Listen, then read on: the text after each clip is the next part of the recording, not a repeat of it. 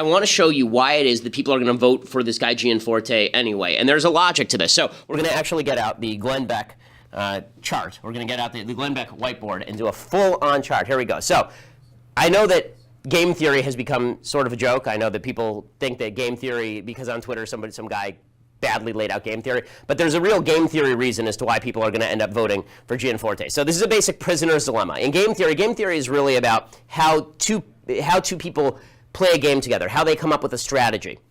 And the problem is that there's no coordination at the top level between the Republican and Democratic parties to say that bad behavior means you won't be seated. Bad behavior means that we're not going to side with you, we're going to pull support. So what you actually have, and the right has said this for a long time, is the left will endorse any bad behavior so long as it serves their side. We can't be the only ones who are virtuous. And you can see how this leads everyone into worse behavior. It leads to worse standards for everyone. So the way that game theory works is basically, this is the most basic form of game theory. It's the most famous form of game theory. This is called the prisoner's dilemma. So here you have prisoner 1, okay? And here is prisoner number 2.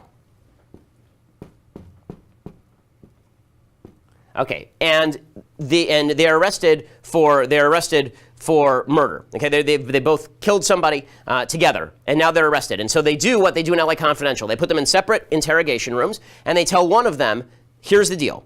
The deal is this: if you confess and your partner does not confess, then you get off scot-free. You can blame it on your partner, right? You can just say, my partner did it, it wasn't me. If both of you confess, you're both going to jail for 5 years.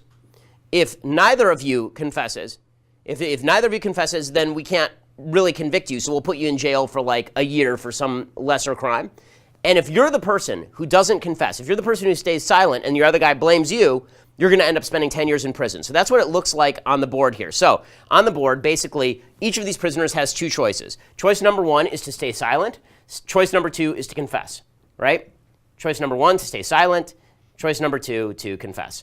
So prisoner 1, prisoner 2. The penalty, as I just laid it out, is if both of them are silent, then they both go to jail for 1 year, right? If prisoner 1 confesses and prisoner 2 is silent, then prisoner 1 goes free because he blames the other guy, and prisoner 2 gets 10 years in prison. If they both confess, they both get 5 years in prison. And if, again, prisoner 1 stays silent and prisoner 2 confesses, then prisoner 1 ends up with 10 years in prison, and prisoner 2 ends up with 0 years in prison, because the person who ended up confessing is the person who ends up going free, basically. So how does this apply? How does this make sense? Okay, so in the context of voting, when people say it's a binary choice, when people say the Democrats are going to cheat anyway, so it doesn't matter what you do, they're going to cheat, the reason that both of these prisoners are going to end up confessing is because they don't trust each other. If they trusted each other, they would end up here, right? If they trusted each other, they would both shut their yaps, and they'd both spend a year in prison, and then they'd go free. If they don't trust each other, if prisoner 1 thinks that prisoner 2 is going to confess, then he has two choices, right? If prisoner 1 thinks that prisoner 2 is going to confess, then he's either going to spend 10 years in prison or 5 years in prison. So he is going to confess also.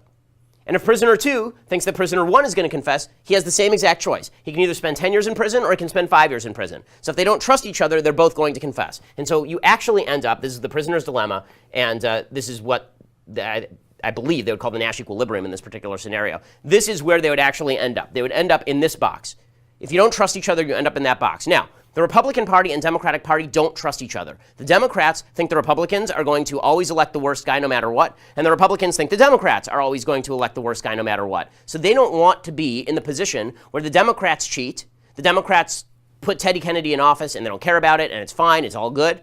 And then they're the ones who act virtuously. They say, you know, we're not going to vote for our guy because he's a bad guy, and then we lose, and Hillary becomes president, and we lose, and this Democrat in Montana becomes president. They don't want to end up in this box, so instead they say, we'll vote for the crap guy, the guy who's a piece of crap, who body slammed a reporter, and you end up in this box. In other words, the distrust that we have for Americans with one another, we end up both making the second worst choice. Right? We both end up making the second worst choice, which for the country as a whole is basically the worst choice, because now both of you are in the worst situation. The worst politician is always elected. Right? Everyone elects the worst politician because you don't want to be the guy left out on the outside.